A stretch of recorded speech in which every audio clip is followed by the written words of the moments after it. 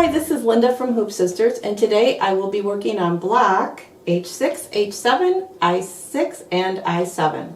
So behind me I have my 9-inch sample, and the fun part on this block, it's got some adorable little prairie points. So let's get started. So we're going to work on block H6, H7, I6, I7, and you're going to stitch 4 of these blocks. And let's go through our supplies. First of all, here's a look at the completed block. This is the one with the cute little prairie points in it. The supplies you'll need will be a square of fabric 1, which is your background fabric. You will need your prepared prairie points. That's fabric 7. You'll need a square of fabric 4. You'll need your backing. This particular block, if you're doing the 3 different fabrics on the back, follow your instructions as to which backing you'll need. Your optional wool batting, which we will use. You'll need your battleizer hooped up and ready to go, and I've gone ahead and stitched step 1. You will also need thread A with a bobbin. You will need thread C with a bobbin. You'll need thread D with a bobbin. Your wash away thread, and another very handy item to have is one of those glue pens. Fons and Porter makes one, as does Sew Line. So let's get started. So we're going to work on block H6, H7, I6, and I7, and it's 4 of them stitched together when you're done, and it's got prairie points in the seam. So here's a look at your completed block with the prairie points set in. And we're going to show you how to make a continuous line of prairie points so we don't have to make separate little ones and put them into the seam. So on the 4th page of your instructions, we give you some diagrams and details on how to do it. But basically you'll cut your fabric 7 into the strip length that it says on your directions for your block size. We're going to starch it and press it so it's nice and firm. And then on your sewing machine, we're going to stitch a 1/4 inch seam. Just a line of stitching a 1/4 inch away, so we have something to clip to kind of hold it in place, like a stay stitching. And then we need to divide this strip into 8 equal parts, and the easiest way to do that is to just press it. So we'll fold it in half and press it.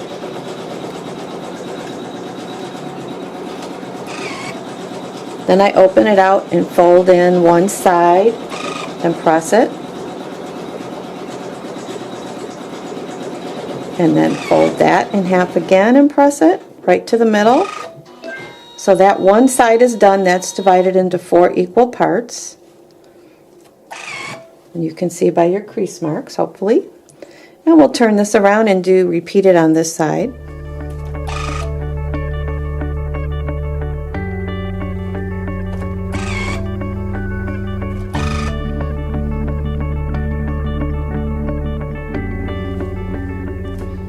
So now we have crease marks in 8 equal sections.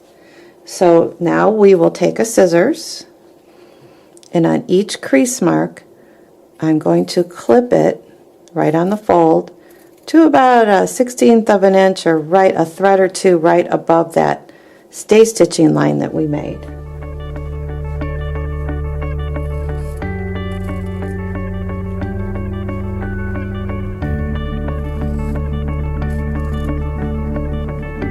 I know it's hard to see the folds on the video, but it's easy to do it in person. You can see right where the creases are.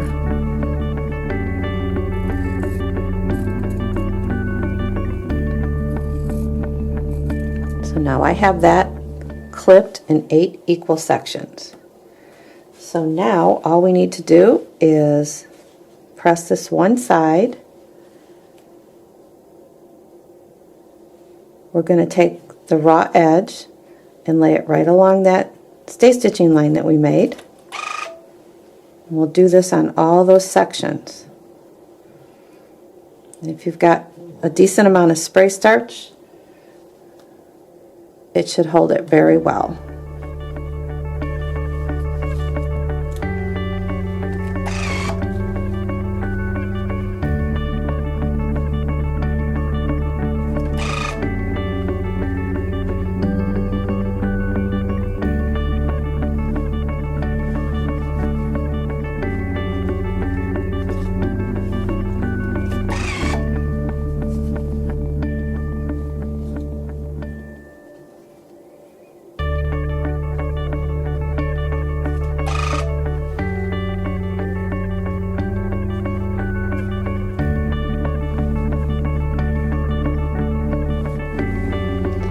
So that's your first pressing that you do. Now the second pressing will be to take it and fold it down. And this time your raw edge will go past that stay stitching line to kind of catch it into the seam. So this is the second pressing, and you're just going to fold it down and make the little triangles. If you need to give it a little bit of spray starch to hold it, that's going to be fine.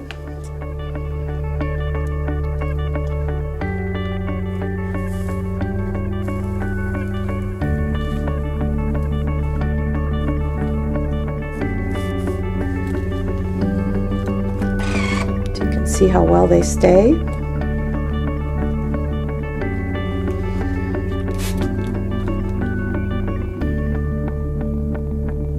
One little spray of starch does the trick.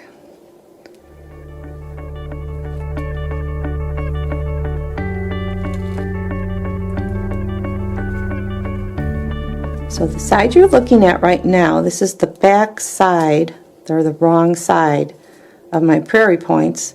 The right side is facing the ironing board. So we'll give this the final press, turn it over.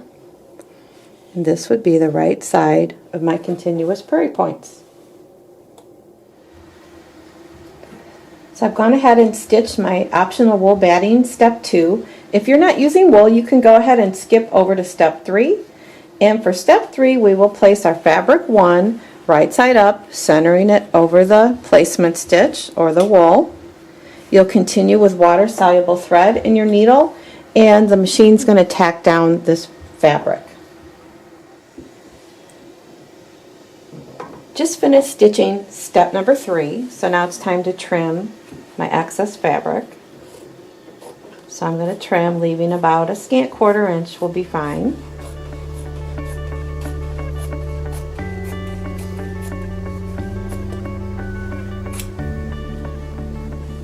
Now step number 3 made little stitched tick marks. Hopefully you can see them.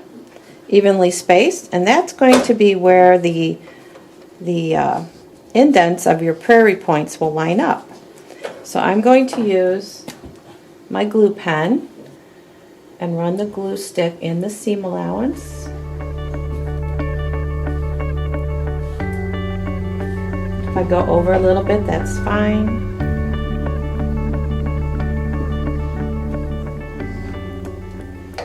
And then the prairie points have a right and a wrong side, so I want to make sure that I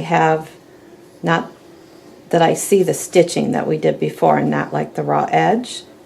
The stitching line is we're going to attempt to line that up with the stitching line, and we're going to put the intersections where the little tick marks are that's stitched. So I'll just take my time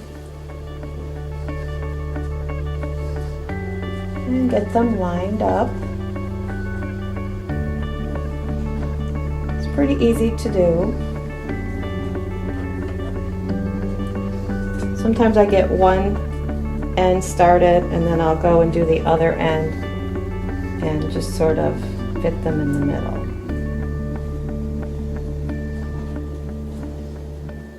Pretty much like that.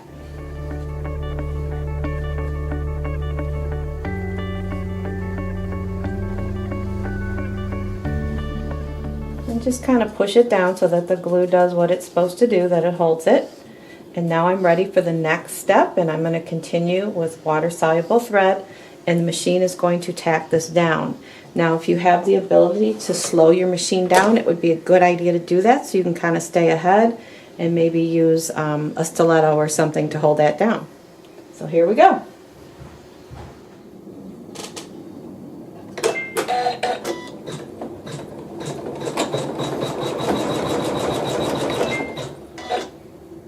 And I do kind of stop it in between, just make sure I'm placed okay.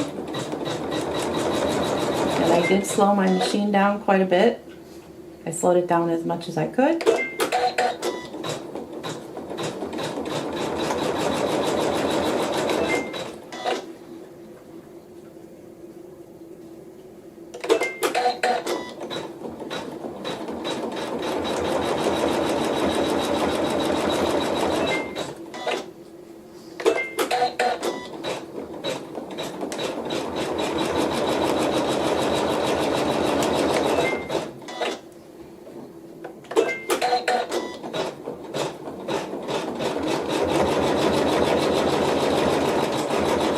we go, and then we'll go back and stitch a second time just to hold it down, and now I can speed it up.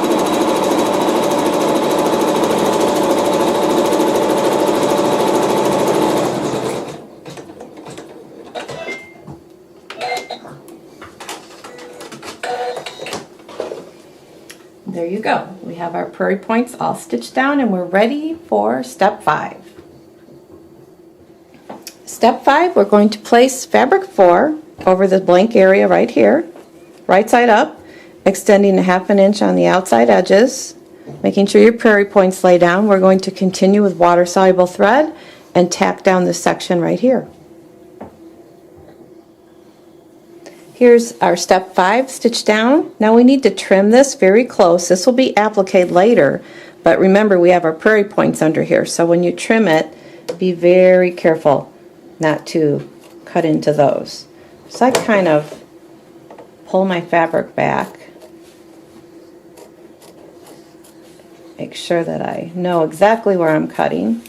So I'll get nice and close, and I'll be ready to do the back after this. So step 6 will be to place the back, and then we'll go on.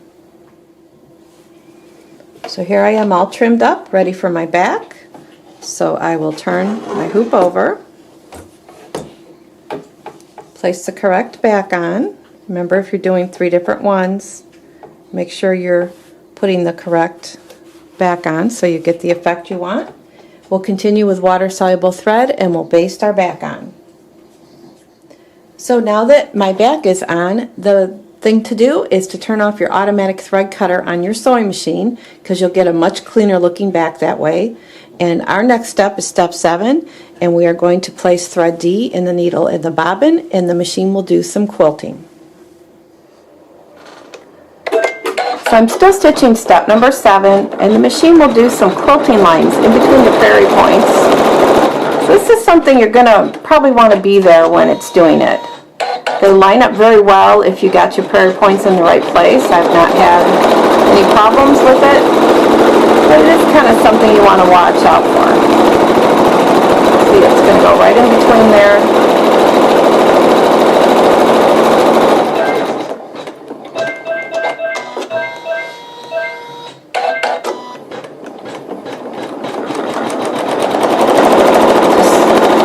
Use my stiletto and make sure it doesn't flip it over. It hasn't yet.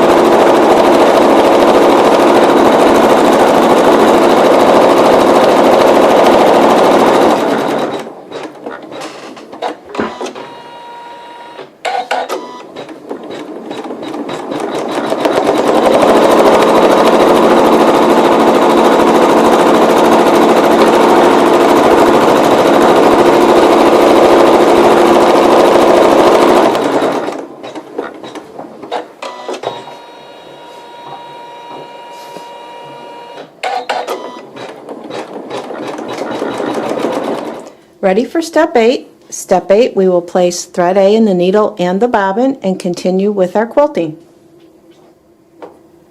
Our final step on this block is step 9, and we need to put thread C in the needle and the bobbin, and that's where it'll finish off the satin stitch between your prairie points and this fabric. So now my block is complete, and it's time to trim it up. This block section is going to be in the middle of the quilt, so there's no binding edges that I need to worry about. So we're going to trim all 4 sides using our Trimmer by George 2.0 with the metal edge. And I think you've seen it before, but we'll do it again. You roll back the front of the block.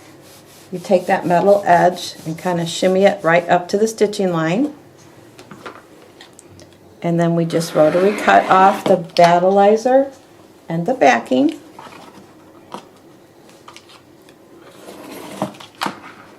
There we go. And we're going to do that on all 4 sides.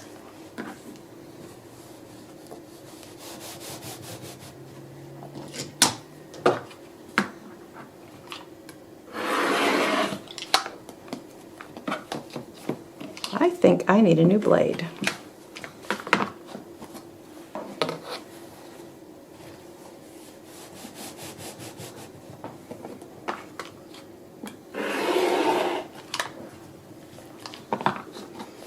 And then the last side,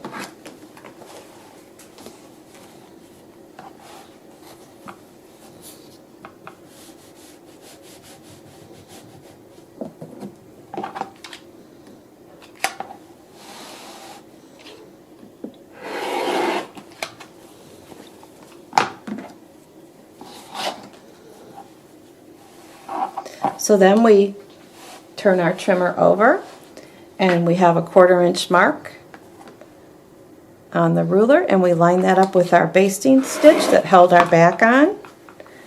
And again, we go around all 4 sides and trim, leaving us a 1/4 inch.